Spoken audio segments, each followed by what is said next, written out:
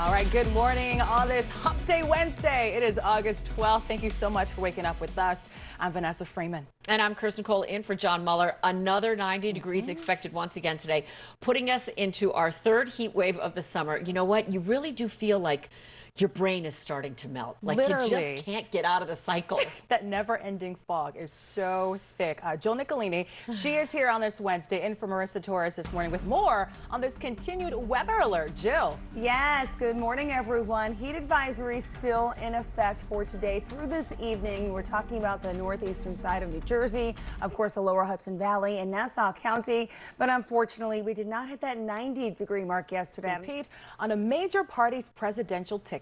Pix 11's Rebecca Solomon joins us live. It's been over a week now since Tropical Storm Isaias hit the tri-state, and we are still reporting that thousands of residents still do not have power. So here are the very latest numbers on this Wednesday. Being compounded by a heat advisory for the tri-state. The bottom line. And a livery cab driver accused of raping a 12-year-old girl in Brooklyn. Areas on the coronavirus travel advisory list from New Jersey and New Jersey's largest teachers union is calling for schools to go fully remote to start the school year. The New Jersey Education Association, along with groups representing administrators and principals, sending Governor Phil Murphy a message, reading the food is just right. Right. You don't want him to mistake us for the food. You don't want that. And some people even say because of the dormancy we've had with the quarantine, a lot of folks weren't out. So now sharks are kind of venturing closer to the coast. So they think that could be why we're seeing more of those sharks out there. Let's get a look at your weather now. Jill Yes. Nicolini in for Marissa Torres. Jill, are we going to have any relief in sight with this? Yes, very shortly. I'm thinking Shark Week, though. I think that they know it is Shark Week on Discovery Channel, and they're just coming to promote it. All right, good morning, everyone. So let's take a look at the rain right now. Obviously, they are fed up with the empty promises from local officials as well as the power companies. Pix 11's Katie Corrado live in Manhasset, Long Island this morning with more, including the governor calling for these hearings to really hold them accountable, Katie.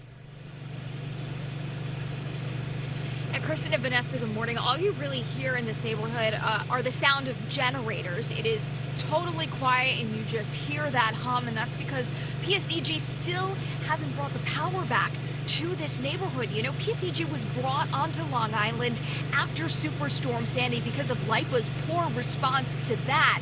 But now this and PSEG's response after Tropical Storm Isaias doesn't seem to be faring much better. Right, spread out across Long Island and the Rockaways, the company says outages impacting individual homes will get their power back today. We will, of course, keep an eye on that and see if that estimate does pan out. Live in Manhasset, I'm Katie Corrado, Pix 11 News. All right, we'll see. We know that's been a moving target. Thank you so much, Katie. Well, a livery cab driver accused of raping a 12-year-old girl in Brooklyn has now been arrested. On the coronavirus travel advisory list for New York and New Jersey and some states coming off to be like shark sleepers. You know, just like going so that way everybody can stay in the water. Apply now if you're interested in being a Part shark, of the shark sleeper. There you go. Kirstin Cole is leading the program. All right, guys, now we do have a check of the hot weather. Jill Nicolini is in for Marissa with the very latest. Hey, Jill. Good morning, Vanessa. Good morning, Kirstin, and everyone watching at home. Let's take a look with your weather headlines. Yes, heat advisory is still in effect again for right now. Also want to warn you about 95. Right here, we do have a crash still remaining at the 16. This is right in the area of New Rochelle. It's been out there for quite some time. Once again, southbound 95 delays way past Mamaroneck now, all the way back to Rye. So when they're going to get their power back? No clue, Betty, and that's the thing. Everybody is told one thing and then it keeps getting pushed and pushed and pushed.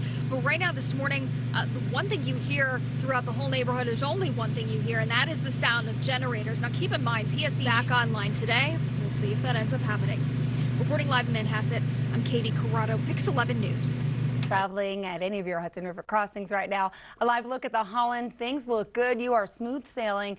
Inbound, some minor delays possibly there. Right. NYPD's highest ranking woman is now suing the department for widespread gender bias, according to the New York Times. Local pediatricians are saying about the proposed back-to-school safety guidelines. Plus, a new push to keep New Jersey schools. And checking in with the Merriam-Como Bridge. Everything running smooth here. Quiet conditions. No trouble on the thruway as well. Keep that in mind. That's some good news for you today. okay? Also, well, we have some bad news here. If you want to take 95, it's going to be quite the ride. Southbound here, right in the Irvigs at 17, Chatsworth Avenue. 2 lanes remain blocked. Delays going back past Rye. May want to stick with the Hutchins. Right now, then, New Jersey does. Right now, the Elizabeth superintendent saying they will reevaluate in-person learning once the second market period rolls around, and their plan still has to get through the state's Department of Ed. Live from the newsroom, I'm Kirstin Cole. Back to you, Dan and Betty. This is shaping up to be a bit of a fight.